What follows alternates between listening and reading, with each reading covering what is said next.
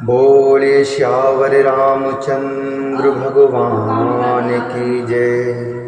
बोले महर्षि वाल्मीकि भगवान की जय। श्री हनुमान जी महाराज की जय। श्रीमद् वाल्मीकि रामायण की बालकांड के 59वें सर्ग में आज हम प्रवेश करेंगे और जिसमें वर्णन है विश्वामित्र का त्रिशंकु को आश्वासन देकर उनका यज्ञ कराने के लिए ऋषि मुनियों को आमंत्रित करना और उनकी बात न मानने वाले महोदय तथा ऋषि पुत्रों को शाप देकर नष्ट करना।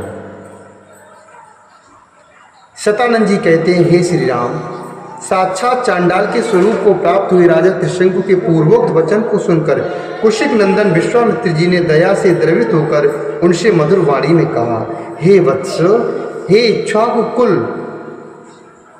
हे वत्स, हे इक्ष्वाकुकुल नंदन, इक्ष्वाको स्वागतम वत्स, जानामि त्वां शुधार्मिकं, शरणं ते प्रदास्यामि मां भैषीर्नृप पुंगव, शरणं ते प्रदास्यामि मां भैषीर्नृप पुंगव, अहमामन्त्रे सर्वान् महर्षीन् पुण्यकर्मणः यज्ञसाह्यकरान् राजंस्ततो यच्छसि निर्वृतः।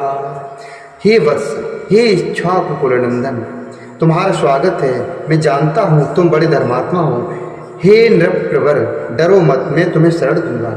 हे राजन, तुम्हारे यज्ञ में सहायता करने वाले समस्त पुण्यकर्मा महर्षियों को मैं आमंत्रित करता हूँ। फिर तुम आनंद पूर्वक यज्ञ करना। गुरु के शाप से तुम्हें जो यह नवीन रूप प्राप्त हुआ है, इसके साथ ही तुम सदैव स्वर्गलोक को जाओगे। हे नरेश्वर, तुम जो शरणागत वत्सल विश्वामित्र की शरण में आ गई हो, इससे मैं यह समझता हूँ कि स्वर्गलोक तुम्हारे हाथ में आ गया है।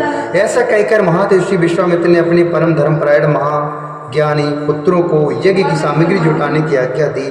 तत्पश्चात समस्त ऋषियों को बुलाकर उनसे यह बात कही कि तुम लोग मेरी आज्ञा से अनेक विषयों के ज्ञाता समस्त ऋषियों मुनियों, जिनमें वशिष्ठ के पुत्र भी सम्मिलित हों, उनके शिष्यों श्रेदों तथा ऋतुजों सहित बुला लाओ।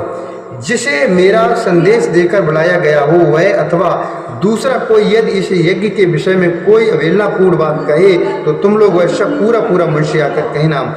उनकी आज्ञा मानकर सभी शिष्य चारों दिशाओं में चले गए। फिर तो सब देशों से ब्रह्मवादी मुनि आने लगे। विश्वामित्र के वे शिष्य उन प्रज्वलित तेज वाले महर्षि के पास सबसे पहले लौट आए और समस्त ब्रह्मवादियों ने जो बातें कही थी उन्हें सबों ने विश्वामित्र जी से कह सुनाया। वे बोले, हे गुरुदेव, आपका आदेश या संदेश सुनकर प्रायः संपूर्ण देशों में रहने वाले सभी ब्राह्मण आ रहे हैं। केवल महोदय नामक ऋषि तथा वशिष्ठ पुत्रों को छोड़कर सभी महर्षि आने के लिए प्रस्थान कर चुके हैं। हे मुनिश्रेष्ठ, वशिष्ठ के जो 100 पुत्र हैं, उन सब ने क्रोध भरी वाणी में जो कुछ कहा है वह सब आप सुनिए। वे कहते हैं, जो विशेषतः चंडाल है और जिसका यज्ञ कराने वाला वे कहते हैं, जो विशेषतः चंडाल है और जिसका यज्ञ कराने वाला आचार्य क्षत्रिय है, उसके यज्ञ में देवर्षि अथवा महात्मा ब्राह्मण हविष का भोजन कैसे कर सकते हैं, अथवा चंडाल का अन्न खाकर विश्वामित्र से पालित हुए ब्राह्मण स्वर्ग में कैसे जा सकेंगे। हे मुनि प्रवर, महोदय के साथ वशिष्ठ जी के सभी पुत्रों ने क्रोध से लाल आंखें करके ये उपयुक्त निष्ठुरतापूर्ण बातें कही थी।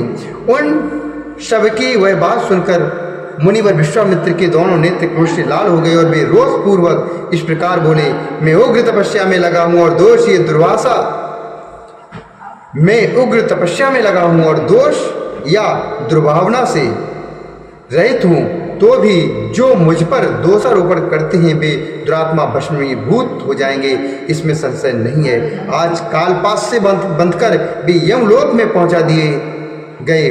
अब ये 700 जन्मों तक मुर्दों की रखवाली करने वाली, निश्चित रूप से कुत्ते का मांस खाने वाली मुष्टिक नामक प्रसिद्ध निर्दय चंडाल जाति में जन्म ग्रहण करें। वे लोग विकृति एवं विरूप होकर इन लोकों में विचरें। साथ ही दुर्बुद्धि महोदय भी, जिसने मुझ दोषहीन को भी दूषित किया है।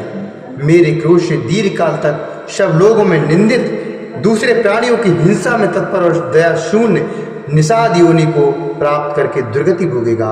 ऋषियों के बीच में ऐसा कहकर महातपस्वी महर्षि एवं महामुनि विश्वामित्र चुप हो गए। एतावदुक्त्वा वचनं विश्वामित्रो महातपः वीरराम महातेजा ऋषिमध्ये महामुनि।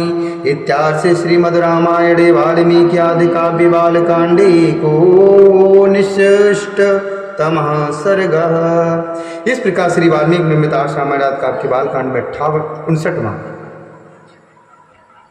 इस प्रकार श्री वाल्मीकि निर्मित आर्ष रामायण आदि काव्य के बालकांड में 59वां सर्ग पूरा हुआ। बोल श्यावर रामचंद्र भगवान की जय। महर्षि वाल्मीकि भगवान की जय।